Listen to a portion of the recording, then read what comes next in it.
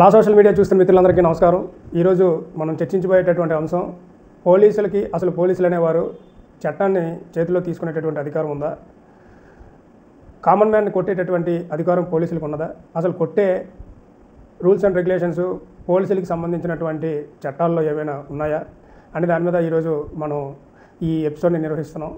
కారణం, ఈరోజు సమాజంలో అనేక ప్రాంతాల్లో కనుక మనం పరిశీలించినట్లయితే భారతదేశం బార్డర్ని కాస్తున్నటువంటి, మన సరిహద్దుల్ని కాస్తున్నటువంటి రక్షణ దళాలకి ఎంత అయితే విలువ ఉన్నదో, అదేవిధంగా మన సమాజంలో ఉండేటటువంటి మన ఫ్యామిలీలకి రక్షణ ఇచ్చేటటువంటి పోలీసులకి అంతే స్థాయిలో విలువ ఉన్నది.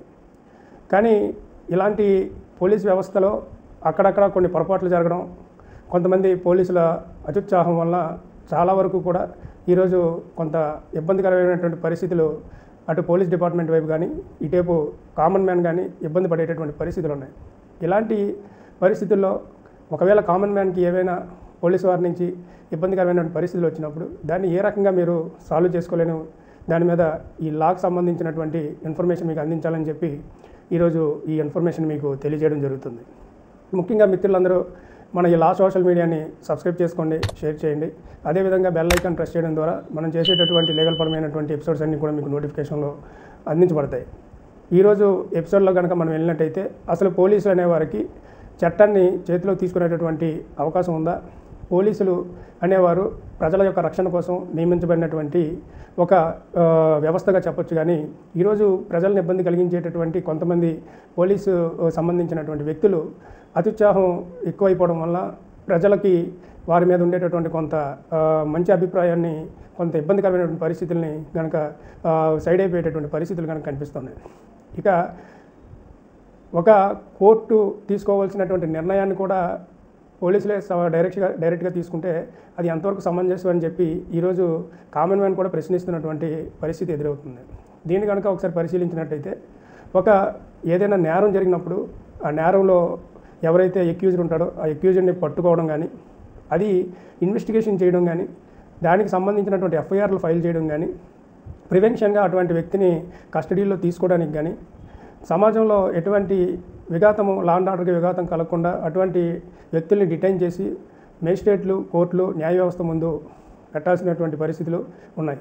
కానీ ఈరోజు కొంతమంది పోలీస్ వ్యవస్థలో ఉండేటటువంటి కొంతమంది వ్యక్తులు కనుక మనం పరిశీలిస్తే, ఒకవేళ ఎక్యూజ్డ్ తప్పు చేసినా కూడా కొట్టకూడదు అని చెప్పి భారతీయ శిక్షా స్మృతి చాలా స్పష్టంగా చెప్తున్నప్పటికీ కూడా అటువంటి వ్యక్తులపైన బహిరంగంగానే ఈ రకమైనటువంటి శిక్షల్ని విధించడం, థర్డ్ డిగ్రీ ప్రయోగించడం అనేది ఎంతవరకు సమంజసం అని ఒక ప్రశ్నగా మిగిలిపోతుంది. కారణం, ఒకప్పుడు బ్రిటిషర్స్ కాలంలో, బ్రిటిషర్స్ పరిపాలనలో చాలా క్రూరంగా ఉండేటటువంటి పరిస్థితులు. అప్పుడు వారు మన భారతీయులను కానీ ఇతరత్రకు సంబంధించినటువంటి వారిని అతిహీనంగా చూడడం, వారిపైన ఈ థర్డ్ డిగ్రీల ప్రయోగం కానీ చాలా విచక్షణమైనటువంటి పరిస్థితులు ఎదురయ్యేవి. ఎంతో తిరస్కృతికి గురయ్యేటటువంటి పరిస్థితులు ఆ రోజుల్లో బ్రిటిషర్స్ పరిపాలన చూసాం. దాంట్లో పరిపాలనలో భాగంగా ఎంతోమంది బ్రిటిషర్స్ చేత వారి యొక్క దెబ్బలు పబ్లిక్గా తిని ఈరోజు అటువంటి వ్యవస్థ మాకు వద్దు అని చెప్పి వారందరూ పోరాటం చేసిన ఫలితంగానే మనకి భారతదేశంలో స్వతంత్రం అనేది లభించింది. ఇటువంటి స్వేచ్ఛ, స్వతంత్రం, ఒక ఇండియన్ కాన్స్టిట్యూషన్ అందుబాటులో ఉండేటటువంటి భారతీయ శిక్షా స్మృతులు, ఇతరత్ర సంబంధించిన చట్టాలు ఉన్నప్పటికీ కూడా వీటన్నిటినీ కూడా పక్కనకు తోసి మేము చేసేదే చట్టం, మేము చెప్పేదే న్యాయం అనేటటువంటి వ్యవహార శైలిలో కొంతమంది పోలీస్ వ్యవస్థలో ఉండేటటువంటి వ్యక్తులు ప్రవర్తించడం బాధాకరమైనటువంటి అంశం. ఇలాంటి పరిస్థితులు జరిగేటప్పుడు అసలు పోలీసు వారి మీద కూడా ఏ రకమైనటువంటి చర్యలు తీసుకోవచ్చు అనేది ఈరోజు ఈ ఎపిసోడ్లో తెలియజేస్తాం. దీని తాలూకు ముఖ్య ఉద్దేశం, పోలీస్ వ్యవస్థ పటిష్టంగా ఉంటేనే ప్రజల రక్షణ చాలా పటిష్టంగా, ప్రజల స్వేచ్ఛాయుత వాతావరణంలో తిరుగుతారు. అలాంటి పరిస్థితుల్లో పోలీసులే మితిమీరిన ఉత్సాహంతో కొన్ని ప్రాంతాల్లో వారు యాక్షన్లో దిగడం, ప్రజల్ని ఇబ్బంది కలిగించేటటువంటి పరిస్థితులను కనుక చూస్తే అది కొంచెం బాధ కలిగించేటటువంటి అంశం. ఇలాంటి పరిస్థితుల్లో అసలు ఐపీసీలు ఏం చెప్తున్నాయి, ఇప్పుడు కొత్తగా మారినటువంటి బిఎన్ఎస్ యాక్ట్ ఏం చెప్తుంది, అదేవిధంగా పోలీస్ యాక్ట్ ఏం చెప్తుంది, దీంతోపాటు ఈ మధ్యకాలంలో కొత్తగా అడ్వకేట్స్ మీద కూడా పోలీసు వారి తరక జులుం ఎక్కువగా ప్రదర్శించడం అనేది జరుగుతుంది. అసలు ఈ అడ్వకేట్స్ యాక్ట్ కూడా ఏం చెప్తుంది అనేది కూడా ఒకసారి మనం ఈ ఎపిసోడ్లో మాట్లాడితే, ముఖ్యంగా ఇండియన్ పీనల్ కోడ్ భారతీయ ఏదైతే శిక్షా స్మృతి ఉందో మొన్న లాస్ట్ ఇయర్ 2024 జూలై 1 నుండి బిఎన్ఎస్ కింద అది మార్పు జరిగింది, భారత న్యాయ సంహిత కింద.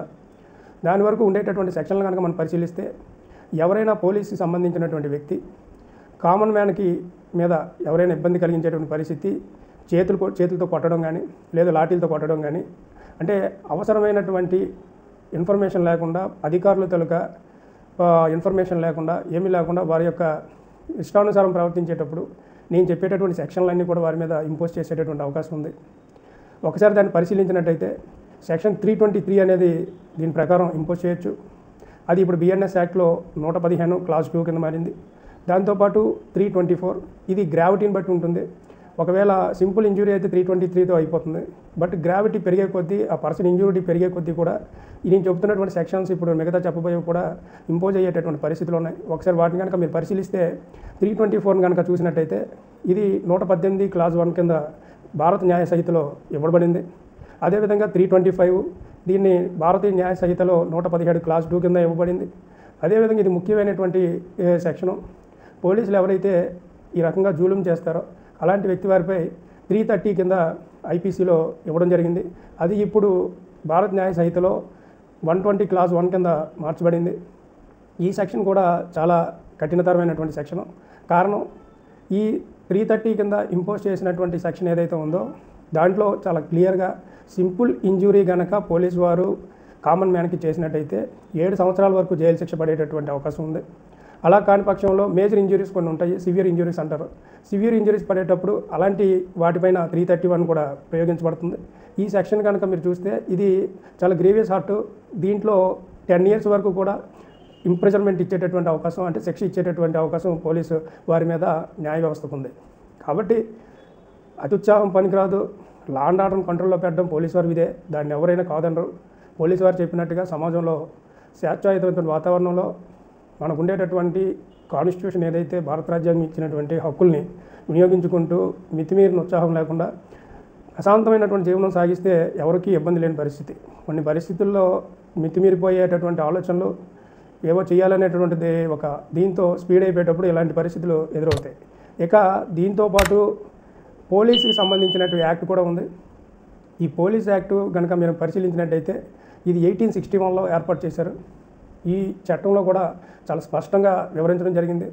సెక్షన్ 29 కింద వీరి మీద violation of the duties, negligence of the police officer అని చెప్పి ఒక సెక్షన్ ఇంపోజ్ చేశారు. అంటే వారు విధి నిర్వహణలో ఉంటుండగానే వారి యొక్క విధుల్ని వారు మితిమీరినటువంటి విధుల్ని ప్రయోగించడం, అదేవిధంగా వైలేషన్ చేయడం అనేది ఇందులో చెప్పడం జరిగింది.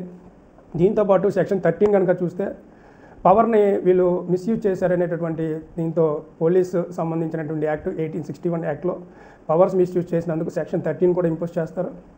ఇక దీంతో పాటుగా సెక్షన్ 38 కూడా కనుక మీరు చూస్తే మిస్కాండక్ట్ ఎవరైతే ఉన్నారో, ఇప్పుడు ఏదైతే ఈ రకమైనటువంటి ఇన్సిడెంట్లు జరుగుతున్నాయో వాటిలో పోలీసు వారు మిస్కాండక్ట్ చేయడం అనేది దాని మీద కూడా ఈ సెక్షన్ని నమోదు చేయమని చెప్పి చట్టాలు చెబుతున్నాయి. దీంతో పాటుగా ఈ మధ్యకాలంలో అడ్వకేట్స్ మీద అటాక్స్ జరుగుతున్న సందర్భాల్లో పోలీసు వారు కొన్ని ప్రాంతాల్లో, అంటే మన ప్రాంతాల్లో కొంత స్వేచ్ఛగా ఉన్నప్పటికీ కూడా మరికొన్ని ప్రాంతాల్లో కనుక చూసినట్టయితే పోలీసు వారు అడ్వకేట్స్ మీద అటాక్ చేయడం, దుర్భాషలు ఆడడం లాంటి కొన్ని సందర్భాల్లో కొన్ని ప్రాంతాల్లో జరుగుతున్నాయి. అలాంటి వారికి మీద కూడా అడ్వకేట్స్ యాక్టు 1961 కూడా చాలా క్లియర్గా ఈ చట్టంలో వివరించబడింది. దీని ప్రకారం కనుక చూస్తే సెక్షన్ 35 అనేది చాలా మ్యాండేటరీ అండి.